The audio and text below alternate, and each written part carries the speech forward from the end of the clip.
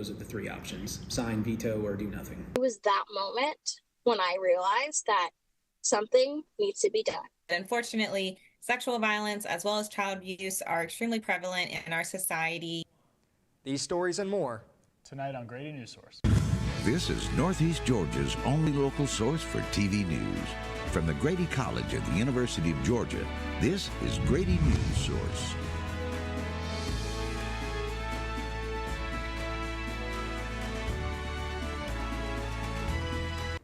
Hello, everyone. Welcome to Grady Newsource. I'm Jack Keys. And I'm Eddie Newbert. A pause on tariffs for 90 days implemented by President Trump may have brought a temporary boost to the stock market, but for some businesses, owners, the relief feels anything but permanent. Reporter Ion Bakley joins us live to tell us about the impact of these tariffs. Thanks, guys. Some local businesses and gas stations like the one behind me have also dealt with a lot of different changes. And with these tariffs, for the next 90 days, these businesses might be safe. But what comes after these 90 days are over? Some local businesses are bracing for impact. It's going to be a very delicate line to how much I can increase. Because if it's outrageous price, I'll probably have to just stop selling it. This is Ashay Dave, the owner of this Valero. A lot of his products, like these vapes, come from China. While there is a pause on the tariffs for the time being, he doesn't see a solution anytime soon. United States is not capable enough to build all this or manufacture all this just yet. It's going to take some time, even if Donald Trump is saying we want to make it in America, but I don't know if it's going to be possible right away. There's been a lot of confusion behind what a tariff is. Jeff Turk clears that confusion. In order to pick up the shipment, you have to pay the tariff. And so it's like that kind of order of operation is actually kind of important because that makes it kind of very clear as like who's paying what. Dave mentions how the tariffs may affect not only sellers, but also buyers. I think it's going to be hard for customers to go around 5 different places to find out who's selling cheaper. And it's just going to be hard on everybody. The impact on businesses may be harder than you think. My costs have gone up because the wholesaler is increasing their prices. My costs have gone up.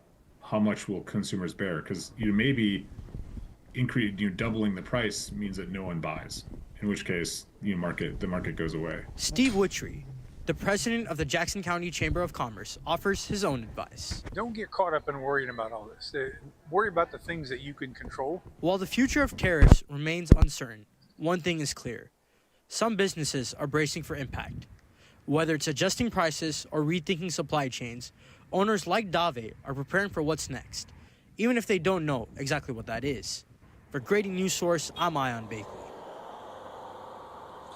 When talking with Dave, he mentioned that he actually met up with his wholesale partner yesterday, and the partner didn't mention anything about prices going up, but Dave himself does expect those prices to go up sooner rather than later. Back to you guys at the desk. Poultry is a major part of Georgia's economy, and the resulting waste is inevitable. But this issue isn't whether or not chicken waste needs to be managed. It's about how, where, and by whom. A truck convoy of more than 100 citizens plans to meet at the Franklin Springs City Council meeting tomorrow at 5:30 p.m. Their goal is to petition against the possibility of poultry waste being dumped in the Broad River. If you or someone you know could benefit from free daily meals dropped right off at your door, then reporter Tanvi Gujral has the story on this volunteer program that could help. 10,400. That is the approximate number of meals that will be delivered to some local residents this year. The volunteer chefs make food right here in this kitchen based on Georgia nutrition guidelines. While delivering meals, volunteers not only act as a means of socialization, but they're also able to keep an eye out for those in need of extra emotional or medical help. We've had where volunteers have found members who have fallen. They couldn't get to a phone and they don't have any family nearby who would be checking on them regularly. So they saved their lives, basically. The facility also serves as a gym, daily congregate dining hall, and game room. I could help people to navigate aging better. They even host fitness classes like Zumba, provide painting supplies for art classes, and have a classroom for knitting and computer literacy.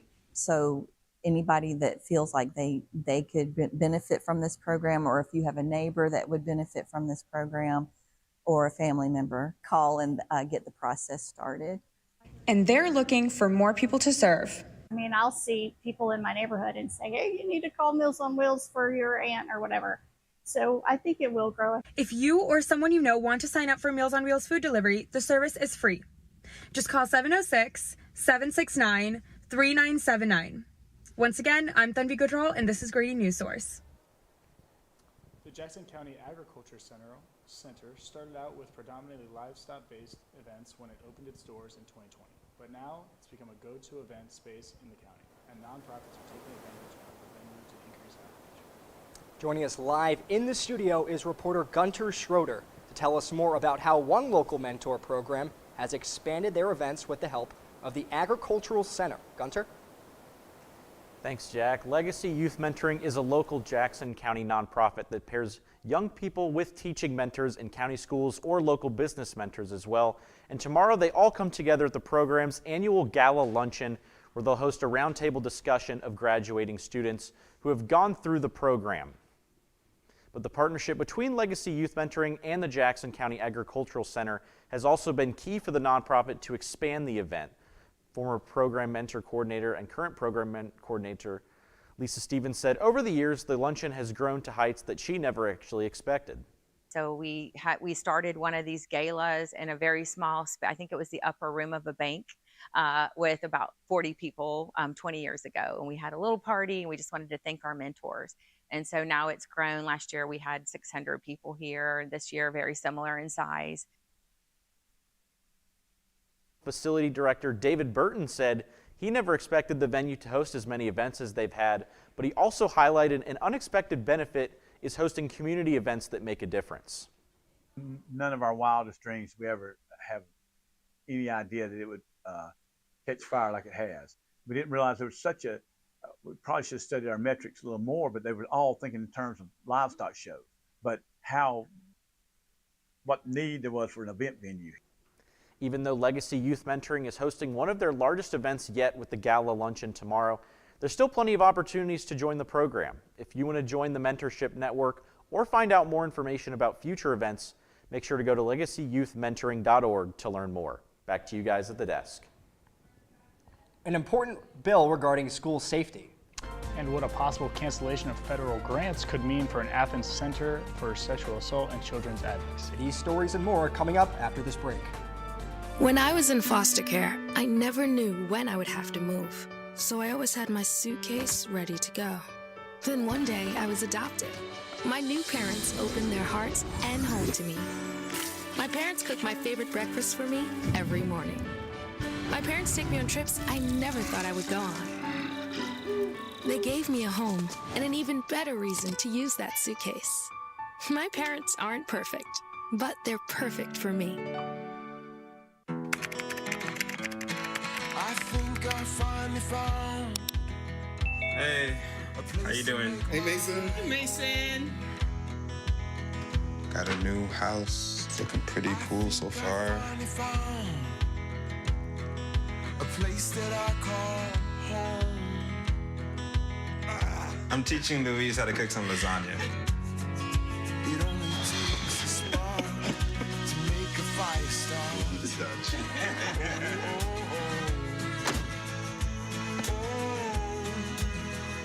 Thank you. Study, please.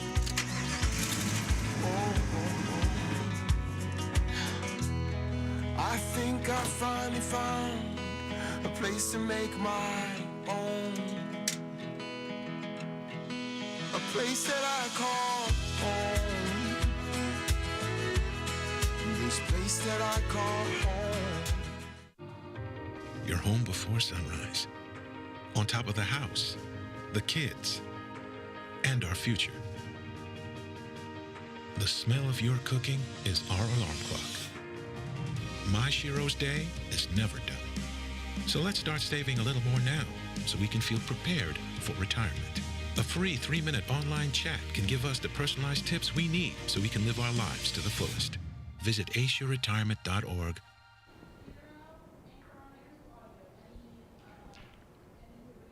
In less than 2 months from now, a bill aimed at improving safety in your child's school will go into effect, local officials say. But some say the bill is still not enough to prevent gun violence in schools. Reporter Rachel Sandstrom has more on the story. For Leila Renee Contreras, the fight for gun safety legislation is personal. So my mom and my sister were in the building that day, and that's my whole household. Contreras is the leader of an Appalachia-based gun safety advocacy group, Change for Chi, and says she is grateful that House Bill 268 did pass, but believes there is more work to be done. But again, that's a reactionary precaution. That's not anything that's proactive. And that's troubling because this can happen again, and this will happen again in another community in Georgia. It's just a matter of when. Some of the main points of the bill include a system that connects first responders with the school in the event of an emergency, integrating school mapping data that quickly shows law enforcement the entrance and exit points of the school, and a system that communicates information between schools and students who may pose danger. Senate sponsor of House Bill 268, Bill Cowser, believes this bill is a comprehensive approach to school safety. So that's really good as far as us being prepared, having a plan how to respond, having a rapid response technique, and having all law enforcement and first responders know where they're going and how to get there, where the entrances and exits are. Contreras plans to continue her advocacy in the next Georgia legislative session. All you heard were sirens and helicopters, and we were out there for 4, 5, 6 hours. And it was that moment when I realized that something needs to be done, something tangible, something meaningful, and something that everyone can get behind. Rachel Sandstrom with Grady Newsource. The University of Georgia is gearing up for its annual Congress Week, a vibrant celebration of civic education and political engagement. This year's events, hosted by the Richard B. Russell Library for Political Research and Studies, will spotlight key voices in journalism and public service. On Tuesday, April 15th from 5:30 to 7 p.m., former U.S. Senator Doug Jones of Alabama will take the stage to share reflections on his time in the Senate and the challenges of modern governance. The conversation will be moderated by Joseph Watson, the Carolyn Caudell Tieger Professor of Public Affairs Communication at UGA. Here's what he has to say about the event. Is to bring attention to the institutional role of the Congress in American society, its significance, its history, and its role. The Cottage, Athens Center for Sexual Assault and Children's Advocacy, is a lifeline for victims of child abuse and sexual assault. But they may be affected by a future cancellation of federal grants. We have reporter Tristan Bird in the studio to tell us more. That's right. Back in February, President Donald Trump directed executive agencies to review and halt funding to non-governmental organizations, or NGOs. That may undermine U.S. national interests to essentially save the government money, but this ropes in nonprofit centers such as the Cottage that work with survivors of sexual assault. When they come to the Cottage, it's probably one of the worst days of their lives. So Penny Gooding is a senior at the School of Social Work at the University of Georgia. She's also an intern here at the Cottage. So just making sure that they feel welcomed and comfortable, and just knowing that they're not alone and that we can support them. She and other students at UGA, as well as faculty of the Cottage, work to provide free and confidential services such as counseling and forensic interviews with law enforcement to support survivors of sexual assault and child abuse in Athens, Clark County. The Cottage has been a staple in the community. We just hit 50 years in 2024. However, they depend heavily on federal and state grants. About 68% of our budget is reliant on both federal and state level grants specifically. So it does create some causes for concern for nonprofits, for ourselves, as well as many of our other counterparts who also receive a lot of this funding. If President Trump's order to overhaul funding to NGOs affects the Cottage, survivors of sexual assault would have nowhere to go in Athens. Yeah, so that is a very real concern. As of right now, we have not been impacted yet with federal or state level funds that we receive. So those are definitely, we don't know what's going to happen, unfortunately. To try and diversify their funding, the cottage is leaning into more fundraising events and to try and find individual donors who want to give and support, as well as seeking out other types of grant sources. One of those events is the Athens Got Talent on Sunday, May 18th at the Terrapin Beer Company, and it's for all ages. Thanks, Tristan. Should we expect more of what we saw today weather-wise for the rest of the week, or should we expect a little rain, Eddie? Well, I'll tell you after we get the 5-day forecast right after this break. Stay tuned. During high school, I hung with the wrong crowd and I never graduated. I helped Santiago in many different ways, like all fathers do, because he always wanted to go to college. I felt a little embarrassed to come back to school, but eventually, once I came here, I knew that it's for a bigger goal. He was very dedicated, hardworking. He connected with his teachers. He connected with other students. That was one of the key reasons why he was able to keep forging ahead. It was amazing to see him graduate. This was one thing that meant so much to him, and of course, it meant so much to us too. With the help of my father and having my son, that was all the motivation that I needed. That support is everything. Find free adult education classes near you at finishyourdiploma.org. I think I finally found. Hey, how you doing? Hey, Mason. Hey, Mason. Got a new house. It's looking pretty cool so far. A place that I call home. I'm teaching Louise how to cook some lasagna. It only takes a spark to make a fire start.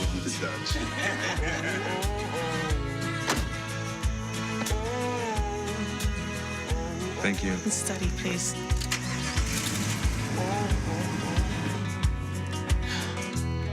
I think I finally found a place to make my own. A place that I call home. This place that I call home. Well, the weather treated us with lots of sunshine last week, and Eddie Newbert is here with this week's 5-day forecast. Eddie, should we expect more of the same from last week? Thanks, Jack. Yeah, from now on, it kind of looks like we're going to get a week of very minimal clouds, a lot of sunshine here as we saw today. It was very hot, and it's not going to be too cold here tonight. And tomorrow, we should expect it to be a little bit cooler, so don't put those winter jackets away just yet because we got a low of 44 tomorrow night. Wednesday, going to be pretty much the exact same. We might see a little more sunshine, a little less cloud coverage, but other than that, you got to keep those hoodies out because it's still going to be a little bit chilly that night. Now we go over here towards the weekend. Thursday, we're going to start to get it to heat up a little bit. That low still getting a little higher as well. Going to be really nice there on Thursday. Make sure you get out to the parks, walk your dog, do whatever you got to do that day. And then Friday, finally to the weekend. I know you're as excited as I am. We got a nice high of 83 here, low of 58, and it takes us into the weekend for a beautiful weekend ahead. Coming up, a wild finish at Augusta and a big-time victory for Georgia baseball. Jack Keys will have the latest on sports when we come back. People do some pretty cool things in their 40s and 50s. Why should saving for retirement be any different? I mean, they go back to college, learn new instruments, start skateboarding. Okay, maybe that one's not for everybody, but saving for retirement is. With aceyourretirement.org, you can get on track with your retirement savings no matter your age. Just have a 3-minute chat with Avo, the friendly digital retirement coach from AARP. You'll get personalized recommendations based on your input that are easy to understand and work with your lifestyle. It's quick, easy, and free. Plus, it's sponsored by AARP, so you know they got your back. Woo-hoo. Gnarly move, Dad. Thanks, sweetie. So wherever you are in your retirement savings journey, head to aceyourretirement.org and start chatting with Avo today. That's aceyourretirement.org.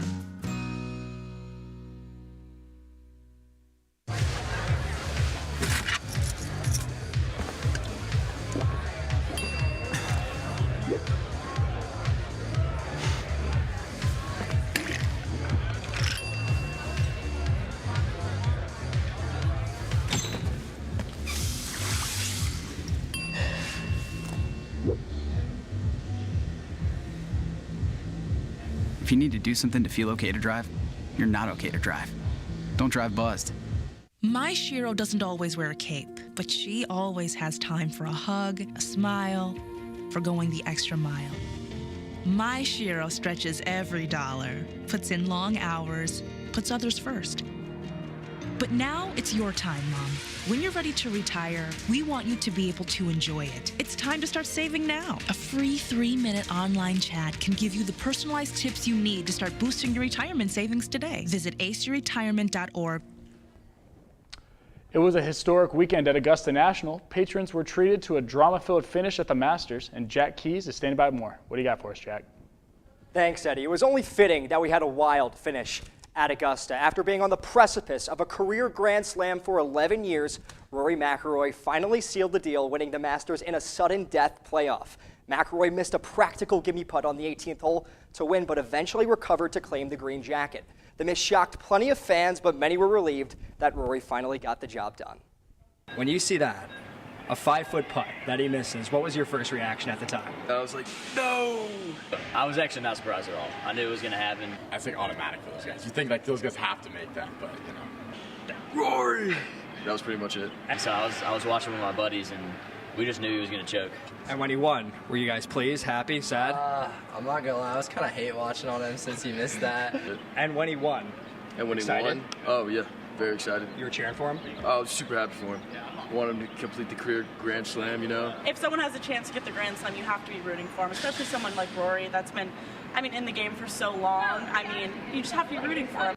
With the win at Augusta, McIlroy becomes the 6th ever golfer to capture the career Grand Slam, winning all 4 major tournaments. Shifting gears now from Augusta here in Athens, it was an action-packed weekend of sports here at UGA. From springtime touchdowns to walk-off winners, there was plenty to celebrate here in the Classic City. Georgia hosted the #1 ranked Arkansas Razorbacks this past weekend on the baseball diamond, and after dropping the first game of the series on Friday, the Dogs won Game 2, staging a crucial rubber match yesterday afternoon. After the Razorbacks clawed their way back to force extra innings, Arkansas took the lead in the 10th, but Georgia had other plans. Down to their final out. How about a game-saving double from Trey Phelps to force an 11th inning? And then Brian Zeldin closes the door in the top of the 11th with some nasty swing and miss stuff, creating a walk-off opportunity for Henry Hunter. And he made no mistake. Boom! To right center field, Dogs win the game 7-6 and take the series 2-1. Following this break, we'll take a look at what the future of UGA's G-Day may hold. Stay tuned.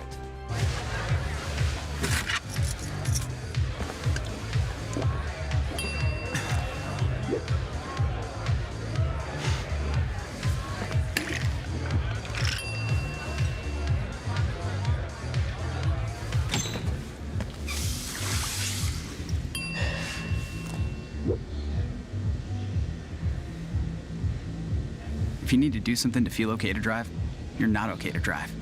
Don't drive buzzed. You're home before sunrise, on top of the house, the kids, and our future. The smell of your cooking is our alarm clock. My Shiro's day is never done. So let's start saving a little more now so we can feel prepared for retirement. A free 3-minute online chat can give us the personalized tips we need so we can live our lives to the fullest. Visit aceyourretirement.org. Julie was always a voracious reader. She'd carry 2 novels on an airplane because she'd read one on a 3-4 hour ride. And at some point, I began to notice that she would read a page and couldn't remember what she had just read, and she'd have to go back and read it again. I don't remember much these days after I read, but less does for me, and I love it.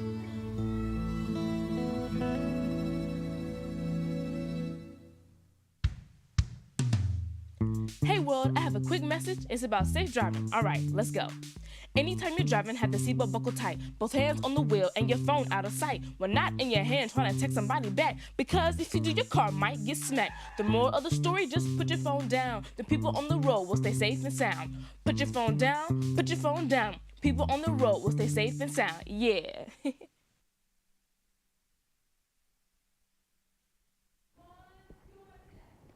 University of Texas, University of Alabama, and Ole Miss. They're all Georgia rivals and schools that have recently changed or canceled their spring showcase games. Wow.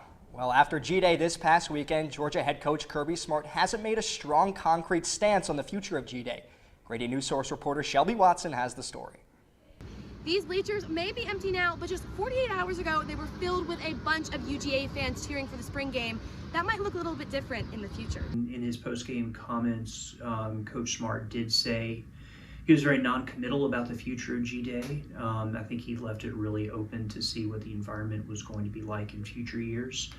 That was Dr. Welch Suggs, an associate director of the Carmichael Sports Media Institute, who was at G-Day.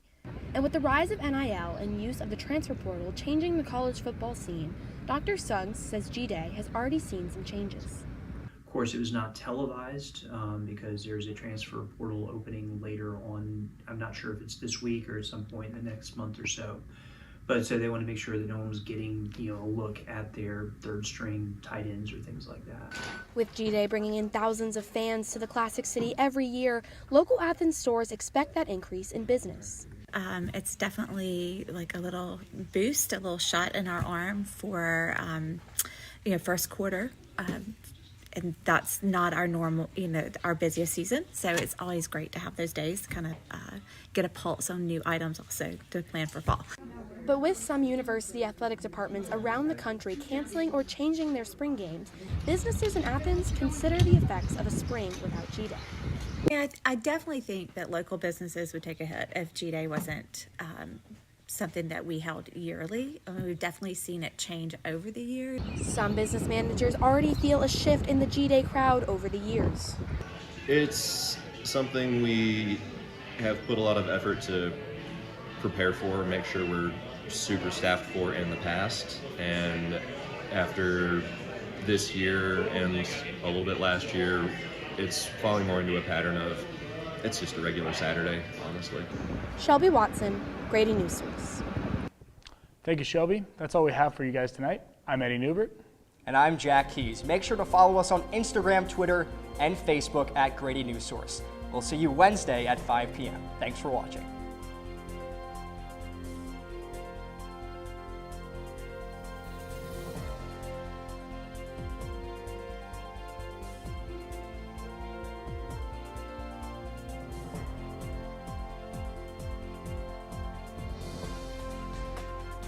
When I was in foster care, I never knew when I would have to move, so I always had my suitcase ready to go.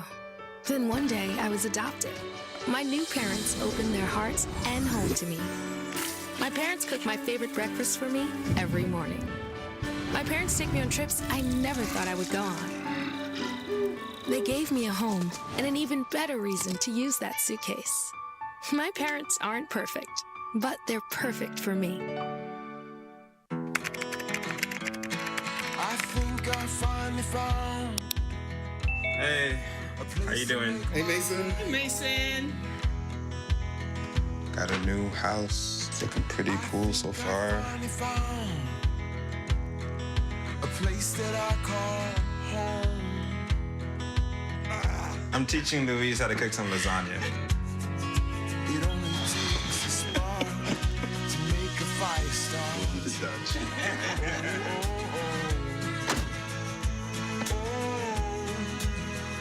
Thank you. Study, please.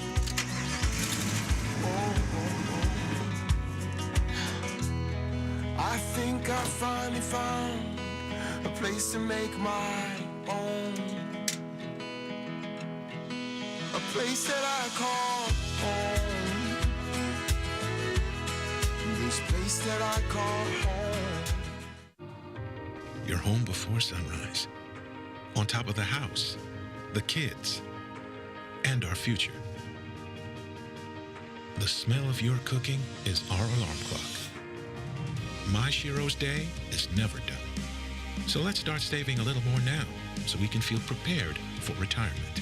A free 3-minute online chat can give us the personalized tips we need so we can live our lives to the fullest. Visit aceyourretirement.org.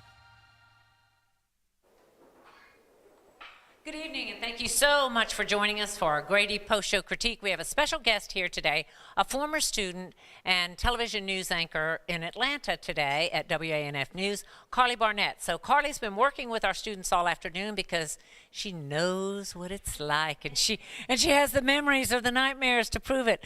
But she's going to give our students a critique. And Carly, thank you again for investing your time and giving back to Grady. These students really appreciate learning from you. So I'm going to sit down and be quiet and take it away. Well, first of all, thank you guys for having me. I sat where you sat. I know it is stressful, and but I want to say, first of all, like, a great show, and getting to see the process behind the scenes. I can tell you guys are very thoughtful. I can tell you guys are very intentional, and you guys are really hard workers. I'm so impressed by the caliber of stories that I saw today, and I'm so impressed by the questions that you all were asking me. And there were a couple times where I would just give a few notes, and it was just instantaneous, like, oh, put that immediately into effect. And so I think that's just really impressive to me. Also, to commend the producer, you had a major blow up in your rundown 10 minutes before the newscast, and you made it work. And watching it, I never would have guessed that anything should have been different. So overall, extremely solid, and you guys should be very proud of yourselves. I can definitely tell you've worked very, very hard this semester. So obviously I'm a journalist, so I wrote down a million things. And some of these are just little nitpicky things, and some of them are some just sort of general notes. And it's, please know that anything I say is not to pick on anyone in particular, because I think that I can always still learn new things too. And I've been doing this a couple of years. So first, I will start out and say I love that they have a cold open to the show. I think it just looks so professional and so clean and nice. And I think that everyone had good energy. There were some audio issues, so that's the elephant in the room. So those are going to happen. Those happen all the time. And I think in a situation like that, there needs to be good communication between the booth and the talent, because I don't know where Eddie is, but like, hey, Eddie may not have, you changed your shirt. You maybe didn't know that your mic was off. And so that's an opportunity to say, hey, Jack, you need to take over Eddie's reads. And because otherwise, we don't know what you're saying. And so we don't know if we're missing something. So that just has to be an element of communication between the booth, the talent, to say, okay, this isn't working. How can we make it work? Maybe Jack takes over the reads. Maybe, we switch to, and I know this is we're limited, but maybe we switch to a one shot so that you can go and grab a new microphone. So just kind of that communication. I got to pick on the anchors a little bit because I anchor, and this comes in time, and I know it is so hard because we see the prompter and we want to know what's coming next, but taking that moment to just look at each other, have that little bit of interaction. And I saw it toward the end. I saw you guys kind of connecting at the end a little bit, but it just shows, hey, we're friends here. We're comfortable. I know what's coming up next. I don't need to look at what's next. I know what's coming up. And so that's where, sometimes a little trick that I do is I kind of read ahead to know, all right, this story's coming up. All right, my co-anchor's reading this. I know I'm about to say this word, and then I can turn to the camera. It just looks a little bit more natural, and just you'll learn over time as you get more comfortable, those little quick and dirty tricks to be able to do stuff like that. So the other thing I'll say, and this applies to both reporters and anchors, you don't want to necessarily emote the news, but it's okay to kind of differentiate a little bit. This was a wild thing that happened. Oh, it was just so crazy. And you can punch certain words, and maybe you bring it up here, but then this is kind of sad, so I'm gonna actually kind of take it down here a little bit. And you can show a lot with how you're using your words, the pace that you're using your words. And I think, especially when you're so focused on, okay, I wanna get the words right, I wanna say every single word perfectly. I would rather you guys not say it perfectly, but say it more naturally. And again, that all comes with time and repetition. I'm just being very, very critical and nitpicky because I can now because I'm the one with the microphone on. So that would be something that I would say. Jack, I would also, this is just very small, if you're gonna wear the jacket the whole time, because it was a distracting thing when I saw there was a little bit of a wardrobe change. Myself too much from Eddie, but I am a sports guy and I am building out a reel, so I decided to throw it on. Throw it on the whole time. Keep it on the whole time. Yeah, perfect. And I can tell because you lit up when you did sports. I was like, where did this guy come from? But you can tell you're passionate about it. And it's also a good thing, too, to carry that into some of the more serious stories. I think so often it's like, oh, God, okay, I got to get through all these boring reads. And then now I'm at the B block, and I can show some emotion because, oh, we have a great, happy story. But no, you can still have that same energy and same passion for the newsy stuff that maybe seems like some of those readers that we kind of have to get through. But treat every single story like it's different. This might be a VOSOT, this might be a reader, this might be a package, but it's in this rundown for a reason. So I have to deliver this story just as important as I would a package. So giving each story that time and attention and differentiating between each one so that I kind of know, okay, this story's come to an end, now we're starting something else. Is everyone following so far? Good? Okay. So I'm gonna go through kind of some of the individual stories. So the tariff story, I thought there was a good balance there. You told me some people who were like, hey, everything's gonna be great. You told me some people that were concerned. The one thing I'll say, and I don't know that you're doing this, it's just a note for all reporters, you don't have to memorize what you're gonna say out there. You don't have to memorize it. You can just kind of think of a couple of different things, and I know everyone has a different process. My process is, what if the anchor asks me a question? Or what if their prompter is down and they're kind of improvising their toss to me, and if I'm waiting for certain words, I know my personality, I'm gonna be thrown off. And so I kind of make it a point that I'm not gonna memorize what I'm gonna say because I wanna keep it fluid. I wanna keep it loosey-goosey. I wanna be able to react in the moment. And Dodie always taught me, see dog, say dog. You know, hey, we're at a gas station today, and you know, people here are saying that the convenience store may not be so convenient anymore, or whatever it may be. So just, again, this all comes with time, but kind of getting out of your head and being like, taking a breath and being like, it's okay, I got this. I wrote this all day. I lived this all day. I know this story. But overall, I thought that was good. We didn't see the airport story. That's, you know, we'll catch it online, right? Meals on Wheels, I loved that your stand-up was in the car. It was something visually different. You had a really good variety of shots, and that was the other thing that I was gonna point out is, it's sort of like a phrase that we say a lot, but like writing to video. And being very intentional about the video that we put in. Some stories it's easier to do that than others. Some days there are visually poor stories, but there may be subtle ways that you can challenge yourself to write to that video a little bit more rather than just sort of, I have this shot and I don't know, I'm just gonna throw it in here. And I get it, some days it's like that, but being very intentional, and I think you had a great variety of shots. My one little nitpicky note is I thought their framing was great, but you wanna make sure they have a little bit of talking room, kind of like picturing a speech bubble in front of them. So I think there was one shot where she was framed beautifully, but she was kind of faced in the wrong direction. She had more room over here, but was talking this way. So you want to picture like her speech bubble talking to give her some room. It's just a little visual thing that just makes it all seem better. Let's see. The luncheon story, I thought you did good, Gunnar, with, you know, I thought that worked perfectly. Hey, here's a soundbite. Hey, I'm going to introduce you to somebody else. Here's another soundbite. Not every story has to be a package. There are absolutely ways to convey the news that maybe it's a series of soundbites, and I think you did a good job with that. The one thing, like I said, is I want to see the center because I can't picture where this is or what we're talking about, and I think even having that behind you rather than just the logo would have made me picture it better. Because just remember, we may be like doing our day-to-day thing, but we can't expect everyone to know where we're talking about or even what we're talking about. So we kind of have to over-explain and over-present things in a way.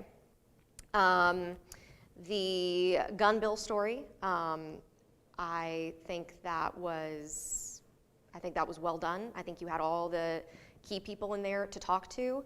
Don't be afraid to ask people to shoot horizontally.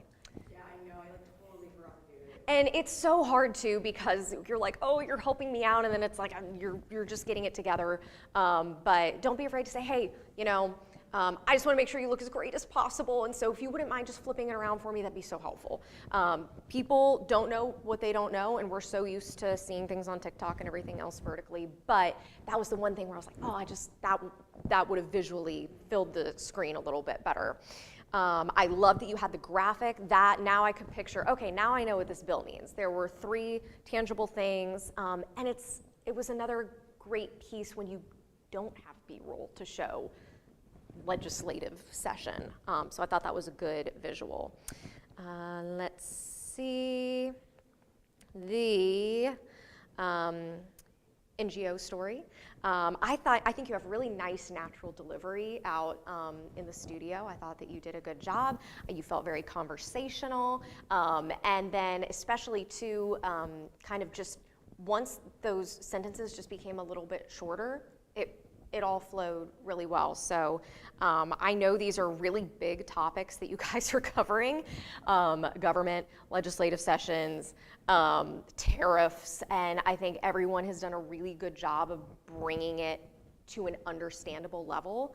And that's just something I've chatted with each of you individually about today, but help me to understand this really big topic. And that's the toughest thing of what we do as reporters, is we have all this stuff and then we have to articulate it in a very simple way.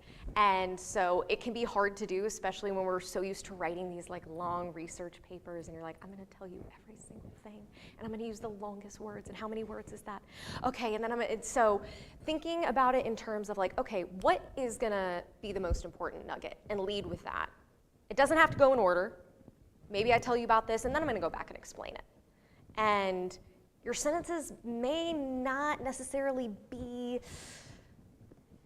the prettiest sentences. You're not using words like however and da-da-da-da, but they're quick, they're simple. If we were having a conversation, I would clearly understand what you're saying. So, and I say that as someone who overwrites. I'm an overwriter and I always have to slice and dice at the end. So, great job there.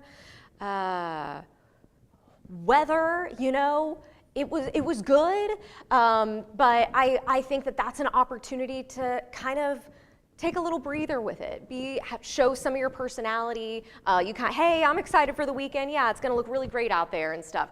I know it's so hard to critique weather when I know that we're all journalists and maybe not atmospheric scientists, and it's not necessarily our wheelhouse, but I do think it's a great opportunity to be able to have those moments where, one, we're showcasing something behind us, we're reacting to something behind us.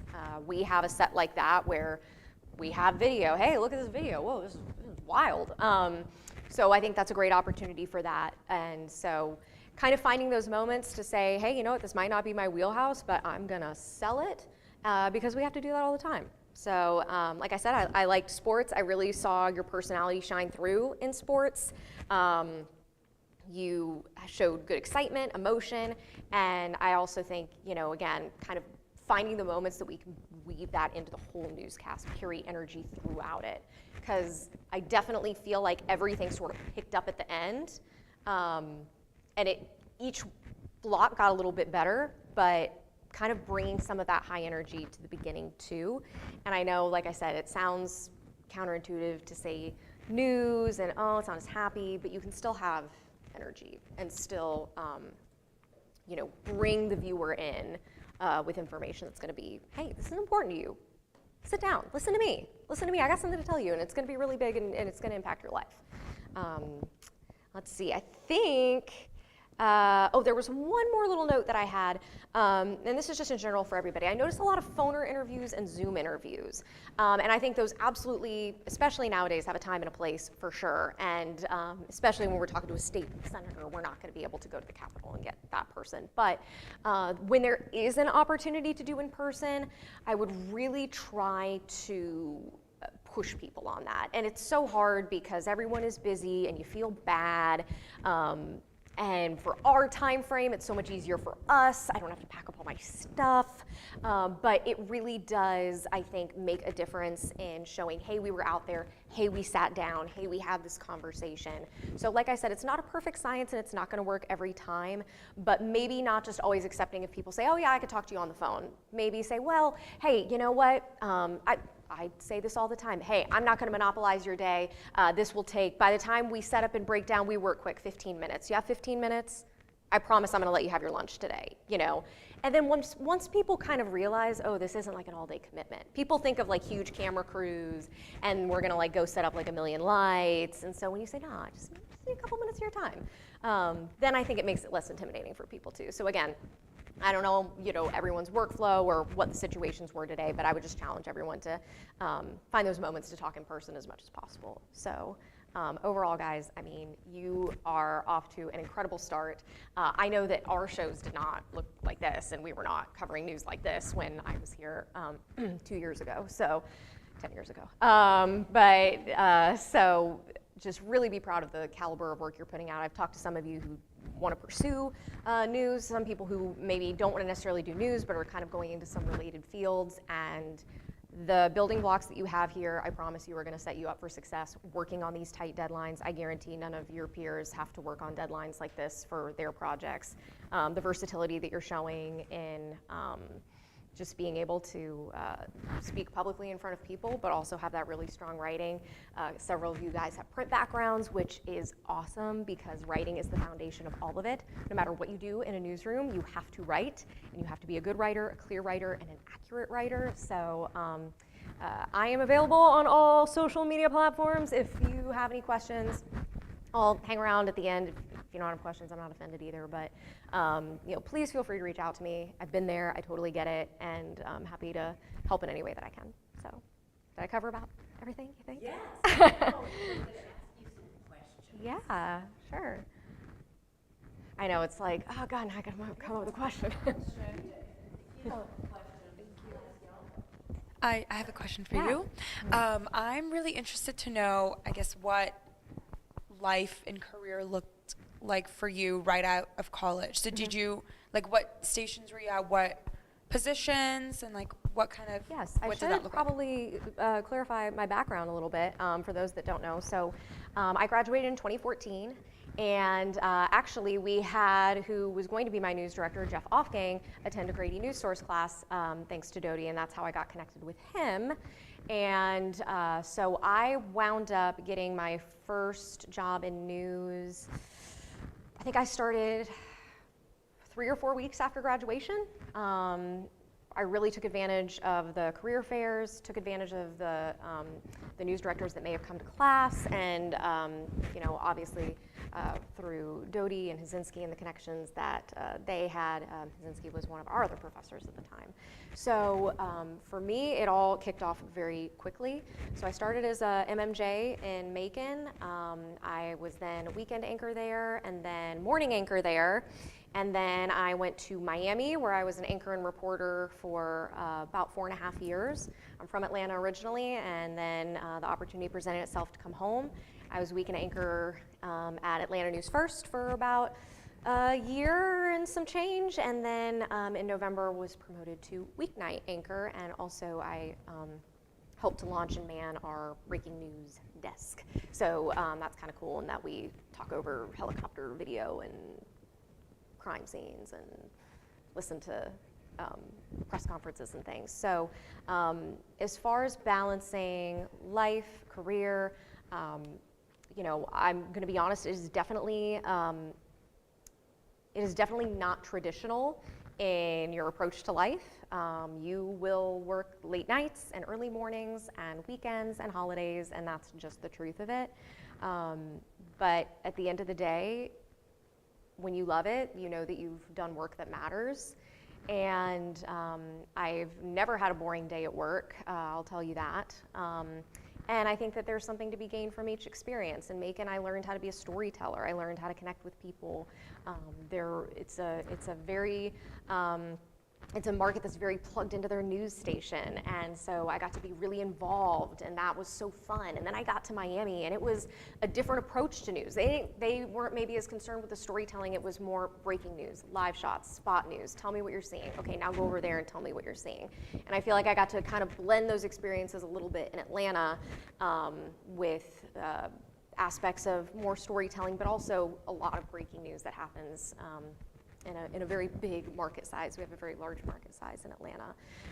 So I think there has to be kind of a healthy dose of reality with what you're getting into, and it takes a lot more, everything kind of has to be a little bit more purposeful and planned. Everything is doable, but you might have to just rethink some things a little bit. Obviously, when I was waking up at 2 o'clock in the morning to anchor the morning news, I approached my life very differently than when now I anchor at night. And so I have to be very structured and regimented in, how I set up my days. There are things that, your friends are gonna do that you kind of have to miss out on because it's like, oh yeah, I gotta go to bed at 8 p.m., I'm sorry. And so I don't say that to scare anybody, I just say that to be honest, and that it's going to kind of take a different approach to life in some ways. But you also, in my opinion, have experiences that your peers are never going to have. You get to speak to some really fascinating people, and you get to be at the front row of in history in a lot of ways. And my friends text me all the time, what's going on? What do you see? What do you, and then you become that person that isn't, the one who's missing out on things. You become the go-to person for figuring out what's going on. So I don't know if that answered your question, but I hope that kind of helps. Yes, thank you. Anyone else? Cool. Yeah. My question is, as an anchor, how often are you writing and producing stories or writing and producing packages? I think it sort of depends on the station, and I think it depends on the day. So for me, in my workflow right now, I don't have time just between newscasts to put together a package, but when, for example, there was a court case that I had reported on, I guess it was a year and a half ago now, and I'd stayed in touch with the family, and as we know, things don't happen like TV, and everything is very long and drawn out, and they had a verdict. So they called me, and this was 7 o'clock on a Thursday night. So that was an opportunity where I said, okay, I'm gonna write this because I've been following it. I know the story. By the time I explain it to somebody else, I could have written it.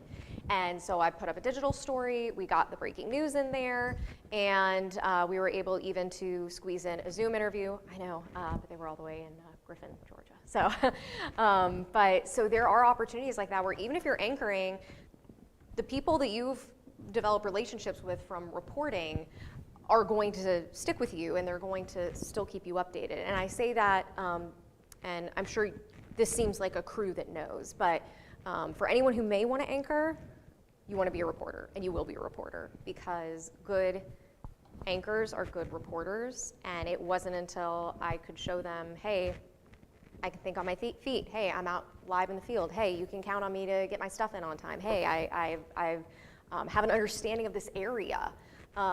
That's essential for anchoring too, to show, hey, I covered this. I have some experience and perspective to give on this. So it depends on the station, depends on the day. There are feature stories that we may do. There are, they may not necessarily be a day turn story, but one of our main anchors, Tracy Hutchins, her sole project is St. Jude Children's Research Hospital. So she's cranking out a St. Jude story a week. And she's doing that because she loves it and she wants to get into the newscast. And so I think that there are opportunities to put together stories. There will be opportunities where you put together stories. It may not be every day on a day turn cycle. But when I do the breaking news desk, for example, that is basically the producer saying, hey, we have Chopper over this scene, this is what we know.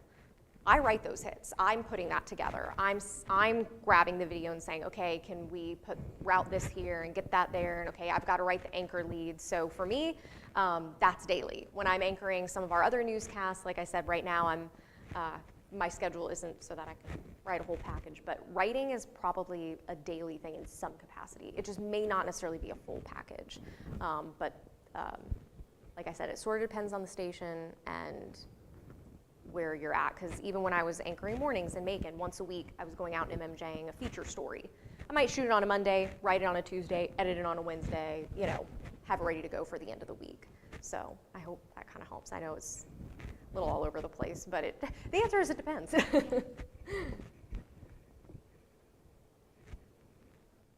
Cool. How do you kind of hone in that on-air presence of being an anchor? There's still times when I'm sat. Oh, microphone. There's times where you're kind of just sat there and you're listening to the other person talk, and sometimes it just feels naturally unnatural to feel, if that makes sense. I don't know, but I feel you feel unnatural at certain points. Yeah. Oh, absolutely. What do you do to kind of mitigate that? So, and look, I mean, there's nothing natural about having 5 cameras surrounding you and you're in your best suit and there's lights on you and you're trying to tell people about the worst things in some cases going on in their communities. Nothing natural about it. But, and I think that is just something that comes with gaining comfortability, confidence, and you kind of have to be thrown in enough situations that you get to the point where I'm like, I don't know what is about to come through that door, but I know that I have handled this, and this, so once this happens, I am good to go. Like, I always joke with people, it takes a lot to rattle me, because, what's that commercial? We know a thing or two because we've seen a thing or two. So you kind of, a lot of this comes with time, but I would say going into it with saying, hey, I am going to tell people something that they need to know, and I am the liaison between all this stuff that's going on and the people at home. And when you kind of can approach it on a smaller scale of, hey, between you and me, this crazy thing happened today. And it sounds simpler than it is, but when you can make it more small and personal to the person at home, to be able to say, hey, look, here's my buddy Eddie, we're having a conversation, you at home, you're in on this conversation too. But yeah, that was a crazy thing that happened, and you should know about it as well. And so you kind of think of it as maybe whoever it is, I'm talking to my mom, I'm talking to my dad, I'm talking to a buddy. And I would also say that comes with preparation ahead of time too. Knowing your scripts, reading them through, making those changes to put it into your voice. Hey, I don't think I'd say it like that. Obviously, double checking with the producer or the reporter to make sure I'm not changing the meaning of anything, but don't be afraid to get in there and mark it up, put your voice into it. I know it's probably not a great answer, that it's one of those things that just comes in time, but just like with reporting or anything else, I was talking about this with Dodie, there's a muscle memory that you kind of develop with it over time, and that I think helps, but having confidence, saying, hey, I know this stuff inside and out, and if this prompter doesn't work out, you know, we'll be okay. But I do also want to point out too, prompters go out, audio issues, all these things happen in every day, every single day. I mean, I can't name a newscast that I've ever done in which something did not happen. But it's about getting to the point where it's like, hey, you know what, we're gonna get this handled, and it's not gonna rattle me, and it's not gonna shake me. That's why I think anchoring and reporting really go hand in hand, because the more live shots you do out in the field with completely unpredictable circumstances, the more you can carry that over into your anchoring, and vice versa. You can carry some of that anchoring into your reporting. The more you talk, the more shows you do, the more reps you get, the more comfortable you're gonna be in either capacity. So I say that is, you know, some wanna report, some wanna anchor, some wanna produce, some are saying, get me out of this class as fast as possible. But I hope that kind of helps answer your question. it is a different mindset. You got to kind of snap into a different mindset. Not like the news anchor voice mindset that is the TikTok trend. You should never have like a crazy separate news anchor voice, but I'm obviously going to enunciate more and pop certain words that maybe I wouldn't in our day-to-day conversation, because that would sound crazy. So, any other questions? Oh, I've yapped too much. I was chit-chatting. Bye. Bye.